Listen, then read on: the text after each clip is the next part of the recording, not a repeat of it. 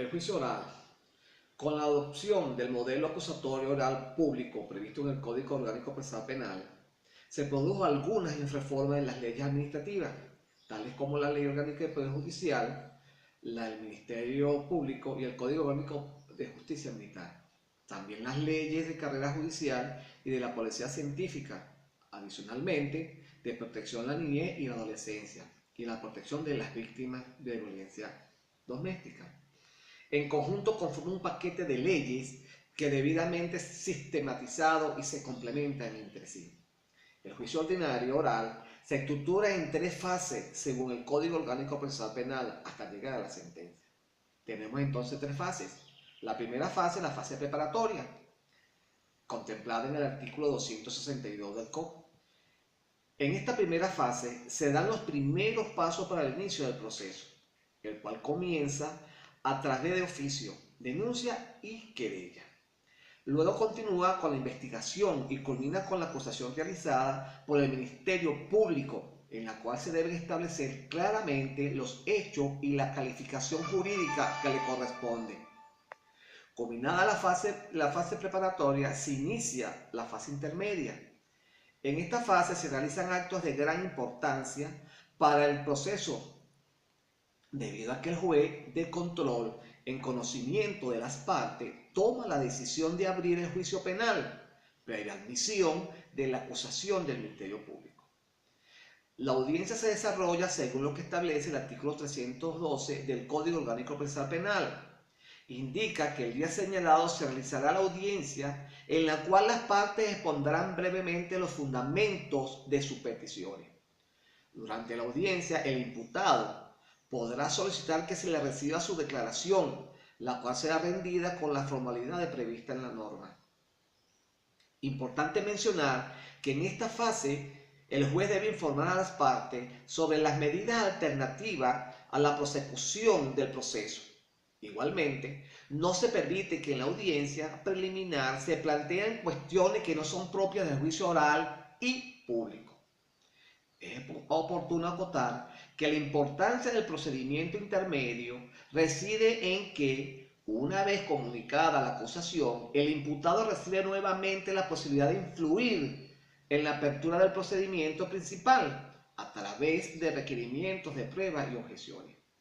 Ahora bien, ¿cómo se toma la decisión? Establece el artículo 313 de la norma en cuestión que finalizada la audiencia, el juez resolverá en presencia de las partes sobre las cuestiones que correspondan. Tomada la decisión, corresponde el auto de apertura del juicio. Indica el artículo 314 del Código Orgánico Procesal Penal que la decisión por la cual el juez admite la acusación se dictará ante las partes. Por su parte, el artículo 327 de la norma antes mencionada, el auto de apertura a juicio debe contener la identificación de las personas acusadas, relación clara, precisa y circunstanciada de los hechos, su calificación jurídica, provisional y una exposición sucinta de los motivos en que se fundan y, de ser el caso, las razones por las cuales se apartan de la calificación jurídica de la acusación, las pruebas admitidas y las estipulaciones realizadas entre las partes, la orden de abrir el juicio oral y público, el emplazamiento de las partes para que el plazo común de 5 días concurran ante el juez o jueza de juicio, la instrucción al secretario de remitir al tribunal competente la documentación de las actuaciones y los hechos que se incautaron. Este auto es inapelable, salvo que la apelación se refiera sobre una prueba inadmitida o una prueba ilegal admitida. Es pertinente acotar que el juicio oral se rige por ciertas normas generales. Tenemos entonces, conforme al principio de inmediación, el juicio se regirá con la presencia ininterrumpida del juez y de las partes. Es decir, nadie puede estar ausente. Acorde con el principio de publicidad, el debate será público. Sin embargo, mediante resolución fundada que se hará constar en acta del debate, en cierto caso previsto taxativamente en el Código Orgánico Procesal Penal, el tribunal podrá resolver que el debate se efectúe total o parcialmente a puerta cerrada. Obviamente, desaparecida la causa de la clausura, se hará ingresar nuevamente al público. Esto con la finalidad de proteger a algunas personas, inclusive al Estado. Es importante mencionar que en el artículo 317 se aprecia que deben efectuar registro preciso, claro, circunstanciado de todo lo acontecido en el desarrollo del juicio oral y público.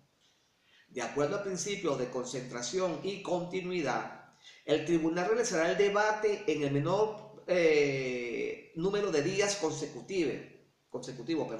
Si ello no fuere posible, continuará durante los días consecutivos que fueren necesarios hasta su conclusión. Sin embargo, en ciertos casos, previsto específicamente en la norma ya mencionada, el debate se podrá suspender por un plazo que el juez considere pertinente. Si el debate no se reanuda a más tardar al 16º día, después de la suspensión, se considerará ininterrumpido y deberá ser realizado de nuevo desde el inicio. Conforme al principio de oralidad, la audiencia pública se desarrollará en forma oral, tanto en lo referente a los alegatos y argumentaciones de las partes, como en las declaraciones del acusado, a la recepción de las pruebas y en general a toda intervención de quienes participen en ella. Salvo algunos elementos de convicción previstos expresamente en el Código, aquellos que se incorporen por su lectura a juicio no tendrán valor alguno, a menos que las partes y el tribunal manifiesten expresamente su conformidad con la incorporación. Lo mencionado anteriormente están previstos desde el artículo 315 hasta el 324 del Código Orgánico Procesal Penal. Ahora bien, la fase de juzgamiento corresponde a los tribunales de juicio, los cuales se integran con jueces debidamente calificados.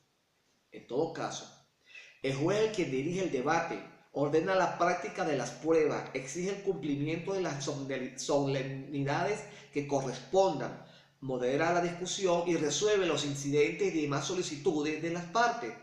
Asimismo, impide que las alegaciones se desvíen hacia aspectos inadmisibles o impertinentes, pero sin coartar el ejercicio de la acusación ni el derecho a la defensa.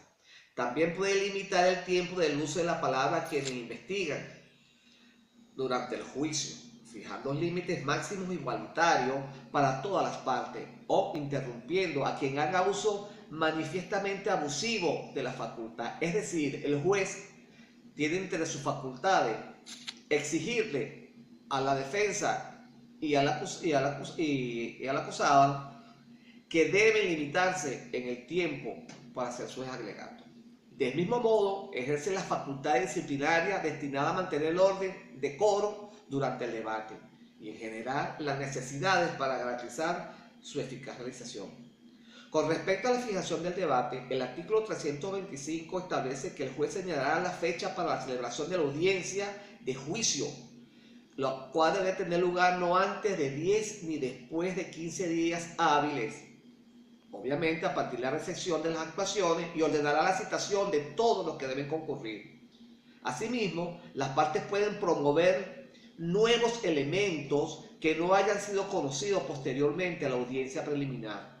Esta condición se observa en el artículo 326 del Código Orgánico Procesal Penal. Es provechoso mencionar que si ocurre un delito durante la audiencia, el tribunal ordenará la detención del autor, obviamente la elaboración del acta respectiva, y será puesto a disposición del Ministerio Público. Durante la audiencia pública, las partes exponen sus alegatos. Culminados estos, el juez recibe la declaración del imputado para que explique los hechos que se le atribuyen. El imputado tiene derecho a no declarar, sin embargo, puede ser interrogado nuevamente. Después de la declaración del imputado, el juez procederá a recibir la prueba del orden prefijado en el Código Orgánico Procesal Penal, salvo que considere necesario alterar ese orden. Igualmente, los expertos responderán directamente a las preguntas que les formulen las partes y el tribunal. A tales fines podrán consultar notas y dictámenes, sin que la declaración pueda ser reemplazada por su lectura. Si resulta conveniente, el tribunal podrá disponer de los expertos presentes en los actos del debate, Después de juramentar e interrogar al experto sobre su identidad personal y las circunstancias generales para apreciar el informe, concederá la palabra para que indique lo que sabe acerca del hecho propuesto como objeto de prueba. El experto expresará la razón de su información y el origen de su conocimiento. Al finalizar el relato del experto, el juez permitirá el interrogatorio directo, el cual será iniciado por la parte que haya propuesto al experto, es decir, interroga al experto. Lo continuarán las otras partes en el orden que el juez considere conveniente y se procurará que la defensa lo haga de último. Luego el tribunal podrá interrogar al experto. ¿Ok? Los testigos, seguidamente el juez procederá a llamar a los testigos, uno a uno. Comenzará por lo que haya ofrecido el Ministerio Público, continuará con lo propuesto por el querellante y concluirá con lo del acusado, pudiendo el juez alterar este orden cuando así lo considere, para mejor esclarecimiento de los hechos. Antes de declarar, los testigos no podrán comunicarse entre sí, ni con otras personas, ni ver, ni oír, ni ser informados de lo que ocurre en el debate. Después de declarar, el juez dispondrá de los testigos. Continúan la antesala o se retiran. No obstante, el incumplimiento de la incomunicación no impide la declaración del testigo. Pero el tribunal apreciará estas circunstancias al valorar la prueba. Después de argumentar e interrogar al testigo sobre su identidad personal y las circunstancias generales para apreciar su declaración. El juez le concederá la palabra para que indique lo que sabe acerca del hecho propuesto como objeto de prueba. El testigo expresará la razón de su información y el origen del conocimiento. Al finalizar el relato, el juez permitirá el interrogatorio directo del testigo, el cual será iniciado por quien haya propuesto al testigo, continuando las otras partes en el orden que el juez considere conveniente, procurándose que la defensa interrogue de último. Es decir, la última oportunidad para interrogar la tiene la defensa. Luego, el tribunal podrá interrogar al testigo. El juez moderará el interrogatorio y evitará que el declarante conteste preguntas capciosas, subjetivas e impertinentes, procurando que el interrogatorio se conduzca sin presiones indebidas y sin ofender la dignidad de las personas. Las partes podrán objetar las preguntas que se formulen y, cuando las decisiones que se dicte el tribunal limiten el interrogatorio, podrán solicitar al juez la revocación de las mismas. Como otro medio de prueba, los objetos y otros elementos ocupados serán exhibidos en el debate. Las grabaciones, elementos de pruebas audiovisuales se producirán en la audiencia, según su forma de reproducción habitual. Dichos objetos podrán ser presentados a los expertos y a los testigos durante sus declaraciones, a quienes se les solicitará reconocerlos o informar sobre ellos. Si para conocer los hechos es necesaria una inspección, el tribunal podrá disponerla y el juez ordenará las medidas para llevar a cabo dicho acto. Si este se realizará fuera del lugar de la audiencia, el juez deberá informar suscitantemente sobre las diligencias practicadas. Luego de todos los procedimientos antes citados, se inicia la discusión final, que comienza con la combinación de recepción de las pruebas. El juez debe conceder la palabra sucesivamente al fiscal, al querellante y al defensor para que exponga sus conclusiones. Seguidamente, se otorgará al fiscal y al defensor la posibilidad de replicar solo en relación a las conclusiones formuladas por la parte contraria. Si está presente la víctima y desea exponer, se le dará la palabra, aunque no haya presentado querella. Finalmente, el juez preguntará al acusado si tiene algo más que manifestar. Por último, se realiza el cierre del debate. El juez declara cerrado el mismo.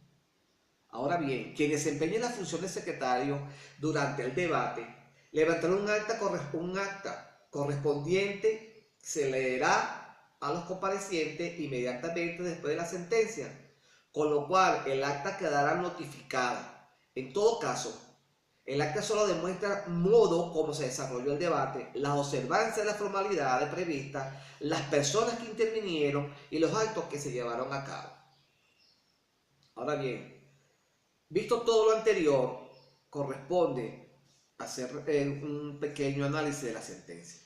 Es decir, cuando termina la deliberación, La sentencia se dicta en el mismo día y se pronunciará en nombre de la República, debiendo contener los requisitos establecidos en el artículo 346 del Código Orgánico Procesal Penal. Redactada esta, el tribunal se constituirá nuevamente en la sala de audiencia, después de ser convocada verbalmente todas las partes. El texto será leído ante lo que comparezca. En caso que la sentencia sea absolutoria, se ordenará inmediatamente la libertad del imputado, la cesación de las medidas cautelares, la restitución de los objetos afectados al proceso que no estén sujetos a comiso, las inscripciones necesarias y se fijará las costas. La libertad del imputado se otorgará aún cuando la sentencia absolutoria no esté firme y se cumplirá directamente desde la sala de audiencia, o sea, ahí mismo, por lo cual el tribunal causará una orden escrita. Si al contrario es condenatoria la sentencia, se fijarán las penas y medidas de seguridad que correspondan, obviamente estableciendo provisionalmente la fecha en que las mismas finalizarán. En caso de multa, se fijará el plazo dentro del cual se deberá pagarse. Asimismo, en la sentencia condenatoria decidirá sobre las costas y sobre la entrega de objetos ocupados a quien el tribunal considere con mejor derecho a poseerla. Cuando la sentencia establezca la falsedad de un documento, el tribunal mandará inscribir en una sola nota marginal sobre su falsedad, con indicación del tribunal en el cual se dictó la sentencia y de la fecha de su conocimiento.